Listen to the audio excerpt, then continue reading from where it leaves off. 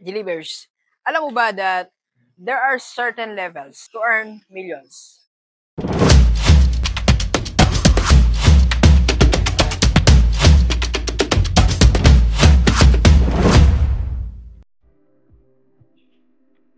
Delivers. Alam mo ba that there are two levels to earn millions? Yes. Part of it, napanood natin kay Tay Nobel. So, share natin, no? Dagdagan lang natin. Dalawang level to earn 1 million, 2 million, or 3 million. The first level is you are managing things. Ito yung ikaw mismo, sarili mo, nagbebenta ka ng maraming mga bagay. So ito yung nag-agent ka sa real estate, nagbenta ka ng property, nagbenta ka ng condo, of course kumikita tayo. Or nagbebenta ka ng physical products sa dropshipping, or sa FB page mo, or online shopping. You are managing people. At pag masipag ka po dyan, in-automate mo yung business mo, you are earning or working, your store is working 24 hours, 7 days, you can earn million. Okay? Possible. Pero kung gusto mong dagdagan, yung million na yan, mag-shift ka ngayon.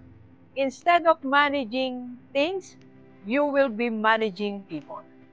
When you are managing people, mas tataas ang millions na kikitain mo. From 1 million, pwede maging 5 million. From 1 million, pwede maging 10 million. So this time around, hindi ka na busy sa kakabenta ng mga bagay.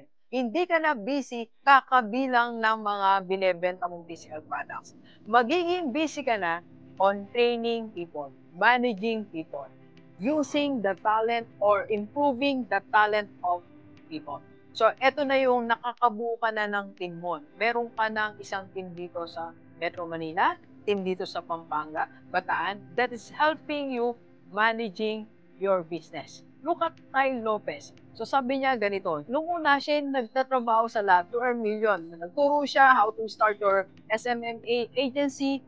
Pero ngayon, siya na po ay nagmamanage ng hundreds of people sa different places managing his business. That's why, like the 10x ang income niya. So, kung gusto mong kumita ng million, una, manage things.